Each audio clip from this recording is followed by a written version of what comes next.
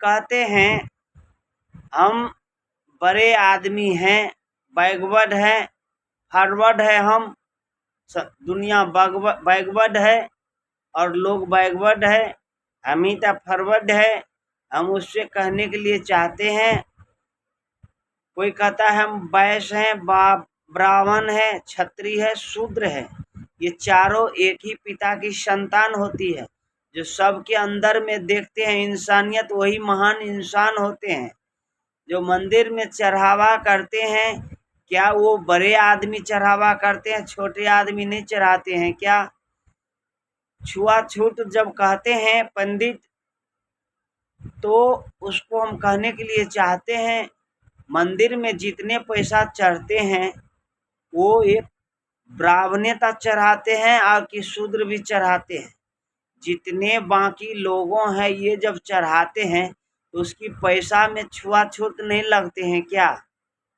जब पूजा करवाने के लिए जब ले जाते हैं भागवत कथा करवाने के लिए पंडित जी को, तो उसमें जितना पैसा लेते हैं, जितना दान झरते हैं, दक्षिणा उसको मिलते हैं, ये पैसा में छुआछूत नहीं लगा हुआ है क्या?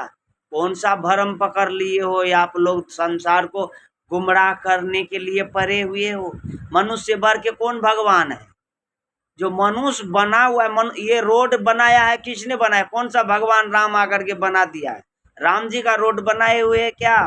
बड़े बड़े मेडिकल, बड़े बड़े साइंटिस्ट, बड़े बड़े इंजीनियर, प्रोफेसर, डॉक्टर, बड़े बड़े जज, बड़े बड़े वकील, बड़े बड़े प्रधानमंत्री, बड़े बड़े मुख्यमंत्री, जितने भी कार्यालय बनाए, कौन सा भगवान बनाया है?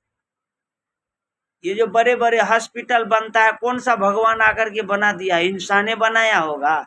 ये बड़े बड़े पुल जो बनता है, कौन भगवान बनाया है? ये भगवान दिखाई नहीं देता है आप लोग को क्या?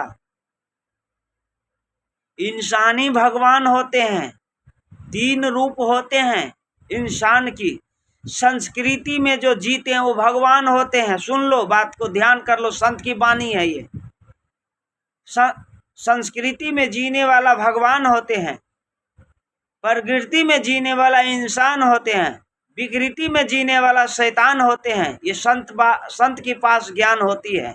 जो अच्छा व्यवस्था में भोजन करते हैं, शुद्ध आहार बाहर लेते हैं, गुरु दीक्षा है, गुरु की मंत्र है, ध्यान साधना करता हो, पूजा पाठ धर्म पे चलता हो, उसके पास ज्ञान होती है। ये सुंदर काया को किसने बनाया है? माता पिता से इस संसार में बढ़ के भगवान कौन होता है? जिसने माता पिता गुरु को भगवान मान लिया है। 3 भगवान होते हैं, माता और पिता गुरु। 3 बंदगी होती है, चौथा बंदगी नहीं होती है।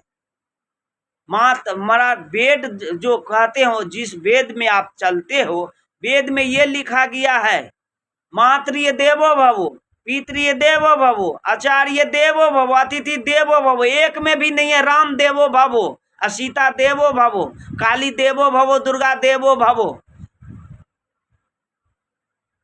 सत्संग सुनिएगा तब न ज्ञान होगा। कथा सुनने से कितना कथा है व्यथा को दूर करने के लिए, ये भी बात कह देता हूँ आज। कथा है व्यथा को दूर करने के लिए और सत्संग है शांत करने के लिए। शरीर जब थकान होती है तो कोई 4 हाथ सेवा कर देते हैं तो शरीर शांत हो जाती है। मगर शरीर का भूख कैसे मिटेगी? भोजन करने से मिटती है। इसी तरह है, कथा से व्यथा दूर हो जाती है, मन चंचल होता है, थोड़ा देर के लिए शांत हो जाते हैं। सत्संग से महान बनते हैं, सत्संग से ज्ञान आती है। सत्संग एक सिंचाई है, जल की जैसे है। जैसे फसल लगाएं और जल ना हो, उसमें पानी ना डाला जाए, जल जाएगा गर्मी से। पानी डालने के बाद पौधा चलता है। इसी तरह ये शरीर का भोजन है सत्संग। कथा अलग विषय है और सत्संग अलग विषय है। सत्संग सबसे महान होती है, संत करता है ये सत्संग। कथा तो पढ़ लिख करके सब करता है। आजकल कौन घर में पढ़ा हुआ नहीं है, विद्वान नहीं है?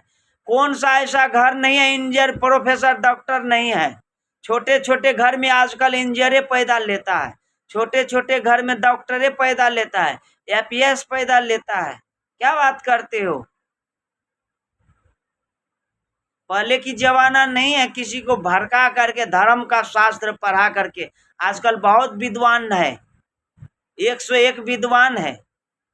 आजकल अच्छे अच्छे विद्वान को छक्का छोड़ा देते हैं संत महापुरुष से। संत से बहुत लोग घबरा भी जाते हैं, डर जाते हैं, क्योंकि उसके पास ज्ञान है। हम लोग बाहर नहीं खोजते, हम लोग भीतर खोजते हैं। कहाँ है? भीतर खोज, भीतर, अंदर खोज। बाहर क्या है? बाहर आग, पानी, पत्थर, पानी, पहाड़ है। अपने घट में खोजो, खोजना है तो। मैं अपना वाणी को विराम देते हुए साहिब बंदगी लाइट भग गया है।